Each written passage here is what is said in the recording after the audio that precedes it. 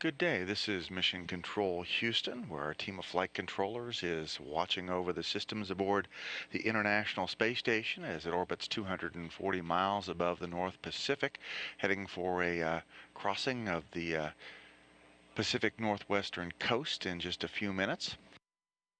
All systems on board the space station are working very well.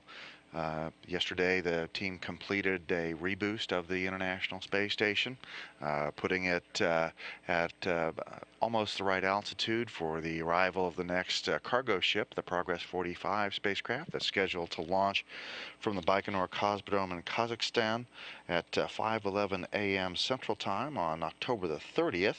That'll be immediately after the Progress 42 spacecraft undocks from the space station's Pirs docking compartment, freeing up that port on Saturday, October the 29th.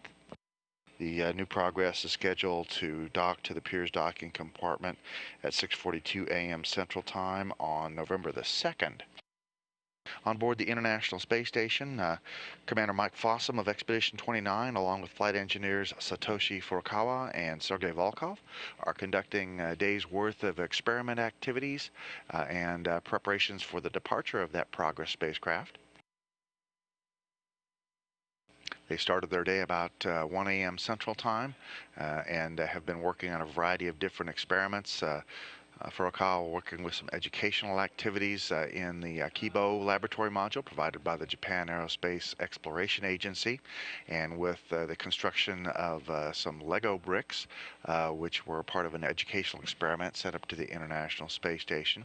Commander Mike Fossum has been working with the capillary flow experiment, which is a fluid physics experiment that investigates how fluids move up surfaces in microgravity that could lead to future improvements in tanks for spacecraft that use this property to get flow of the fuel to their engines in the microgravity environment. The team on board the space station also has had some help from Mission Control, taking some images of Tropical Storm Ophelia over the Atlantic Ocean. Here's a video replay of that view of Ophelia. It's a Category 3 storm now at 150 miles per hour. It's moving north-northwest at 12 miles an hour to far east of the Bahamas and not threatening any land masses.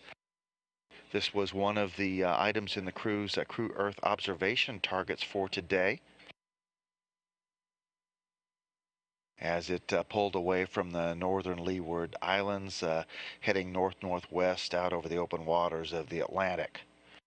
It's showing some pretty compact circulation and becoming better organized, and so a very good target for Earth observations as the crew and the team here in Mission Control watch the eye of the storm, which we can see in this close-up that was recorded earlier today.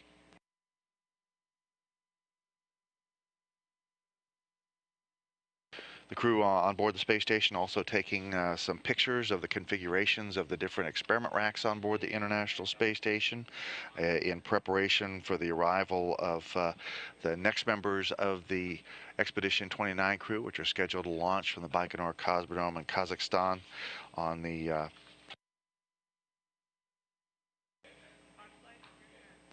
21st of November.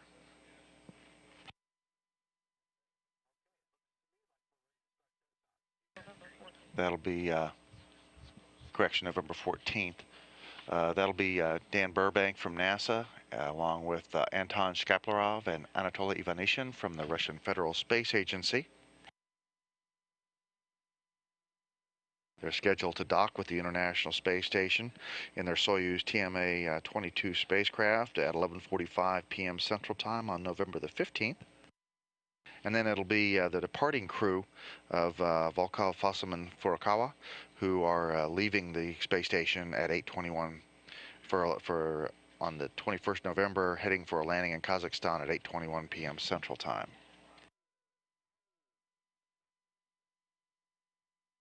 Crew on board the space station now conducting some VHF communications checks with a couple of ground stations in the United States as we are passing over these opportunities in preparation for possible emergency communications in the event that we would not be able to use our tracking and data relay satellite system, which is the normal high rate communication system used by the space station for space to ground transmissions. Today in Mission Control, Courtney McMillan is the flight director in charge of the activities and the team here. She's working closely with spacecraft communicator Jay Marschke, who has an on-the-job training member on duty, learning the ropes, Jeremy Hansen. This is Mission Control Houston.